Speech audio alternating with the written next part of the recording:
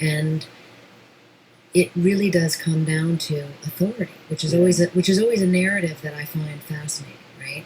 How do people get the authority to say go in these programs, or we should do that? I mean, the question you asked of like, who's in charge, right? Right. And in all of this, what I learned more than anything is that the office of the president has a lot more power than I think any of us are aware. Oh, I'm sure. What did you find anything about Ed Mitchell? Did he say anything about? See if he said anything about seeing a UFO or seeing extraterrestrial life. But the problem is, if he believes that, boy, if he was talked into saying that, you got to wonder about a lot of the other things that he said as well. The other thing is, as these guys get older, that becomes their career. Their career becomes discussing their experiences. And the more outrageous those experiences are, the better the career is. It's absolutely true. They change their stories. Michael Collins changed his story. His story when he just got back from the moon. When he just got back from the moon, his story was that they couldn't see the stars. But then, as he got older, he wrote in depth in his book, and I think it was in the 90s, decades later, how vivid the stars were and how incredible it was out there with no atmosphere. But there's a press conference when he came back from the moon, right after the Apollo 11 moon launch. He was talking about he couldn't see the stars. So everybody's like, well, what is it? They get lost, right? They're older. It's been so many years since whatever they did when they were working with NASA, and really it becomes that's their focal point of attention, like where they get their attention from, and where they make their career is from their attention, and so they start telling these inconsistent stories.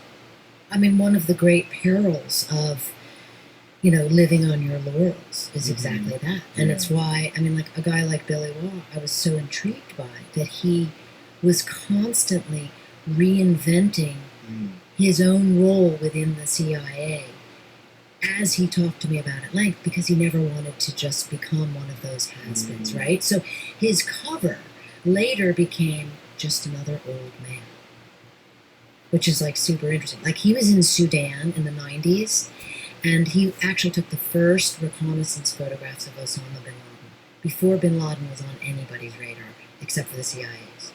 And how do you run, he said to me, how do you run around Sudan, which is a country made up of like really tall black Dinka tribesmen, if you're a 5'8" old white guy who's 72, supposed to get reconnaissance photographs of bin Laden, right? What do you do? Wear golf shirts? I have a photograph of him. He wore like, those socks like that go all the way up to your mid-shin. Like a dork. Yeah. Yes, and little shorts and a sweatband over his head. And he said my cover was that I was an old man on a fitness craze. And there he is running around Sudan, and there's no sidewalks, right? And he's just jogging away. And he said bin Laden's dogs used to come after him. And so he would have to run with a lead pipe. What? And he would whack the dogs on the nose, and he said they stopped coming after him. Wow. Jesus. I can't find any evidence that he says that he saw aliens, but I'm seeing different reports that, based off of his conversations with lots of different people, he believes that aliens at some point visited Earth and that it's being covered up. Dun, dun, dun. I mean, that's an easy narrative. Sure. Right? Yeah, sure. Yeah, and I mean, how much they tell Ed Mitchell? They say, thanks for going in. Well, look, one of the most interesting things about reporting this is that you find out these people that you think have access to all the information only know their piece of the pie. How much do you think Trump knows? Do you think they keep stuff from him? Because I would say, he's kind of a loose cannon. I wouldn't tell him about the aliens. I mean, you tell everybody. I often wonder that. Like, can the president be like, I demand to know about this? Yeah. And then can they say, no, sir? Or they say, as I write in one of my other books, it's like, you don't want to know about that because you don't want to have to lie. Well, that's nonsense. I definitely want to know. I would want to know. That would be the only reason to become president. Right? You'd have to figure out why you have to lie. Like, whether or not, if you have to lie, makes sense to you, right? Like, there's some things that that were done, like the Tuskegee syphilis experiment, where you go, what the fuck are you doing? Like, no, you can't do that. But then there's some things you go, oh, I see why you had to do that. Yes. You know, so it would have to be like, which one of those things is it?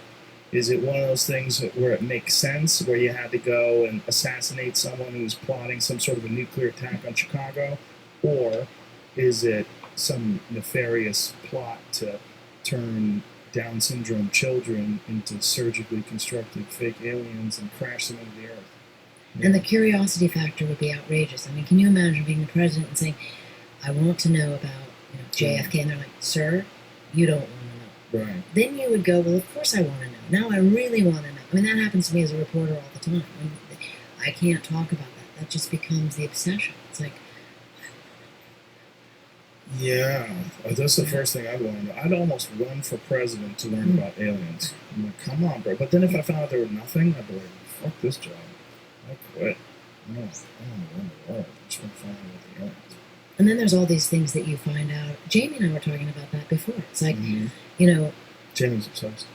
Well, he's obsessed with Chicago. I know. Ohio, rather, Columbus, and we were talking about Nazis, Paperclip. right? Yeah. I mean, I wrote a book about Operation Paperclip, and my God, talk about a rabbit hole. That's a rabbit hole. It's a rabbit hole. Let's explain to people that don't know what we're talking about. Operation Paperclip was when, after World War II, the United States gathered up a ton of scientists from Nazi Germany, brought them over to America, and even Werner von Braun. They had Werner von Braun run NASA. He was a Nazi, like 100% Nazi. Good friends with Hitler type Nazi. Yes, he ran a Berlin rocket factory where they hung the 5 slowest Jews. They would hang them out front so everybody would know, like, this is what happens when you work slow. We'll hang you. I mean, the Simon Wiesenthal Center said that if Werner von Braun was alive today, they would prosecute him for crimes against humanity. Yes, they would. And that was the head of NASA. That was the head of NASA. That was the guy who got us to the moon. That was the big cheese guy. Yeah. So we were willing to put a lot of really dark things aside in order to gather up the best scientists of the Soviet Union. Couldn't get them all. And they got a few of them as well.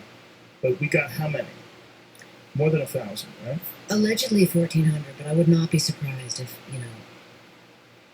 the story changes and there were more, right? Yeah. But that goes back to our discussion earlier about being in pole position. I mean, that's why we grabbed those Nazis. We were like, if we don't get them, the Russians will. I get it. And, and I'm sure the Nazis could say, I didn't want to do it. They made me. I'm a nice person. I love Jews.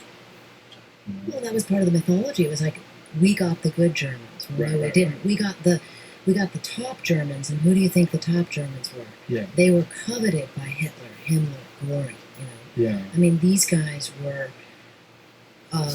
right. I mean, there were guys that we grabbed out of the docks at Nuremberg, literally, to come be part of our program. One of these guys. You're smart. You're an asset, right? I mean, that's what Genghis Khan used to do. He'd take warlords from the other side and capture them. And listen, come over here. Work for me. I'm the man.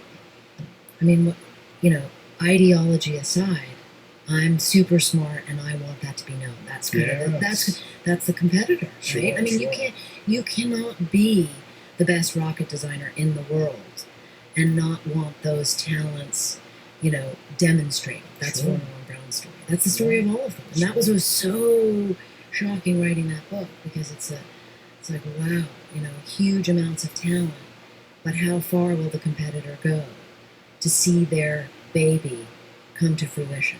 What are they willing to put aside? Yeah. Did you pay any attention to the other places where Nazis went when they escaped Germany, like Argentina in particular? You ever seen any of that stuff? They have entire German towns down in Argentina. Right. They do Oktoberfest down there. They wear lederhosen. They drink out of steins. It's crazy. They speak German. And you're like, what the fuck is this? Like, my friend Tim Kennedy went down there, and he said he was literally talking to people, interviewing people, and they had photos of SS soldiers on their wall, and they would talk about how grandfather was a hero, and I'm like, you're the descendants of escaped Nazis, and they put together a town down there. I mean, the way the Nazis were able to flee is, I can't read enough of that.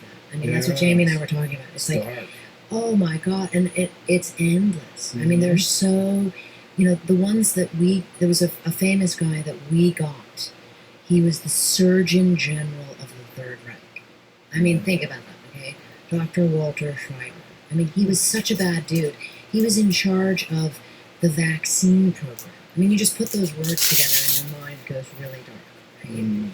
But we wanted him because he was an expert in vaccines. And we brought him to the United States. He was the only Nazi I found of the ones, the paperclip scientists who came here, that was actually outed, right? He was outed as a Nazi, and that's because one of the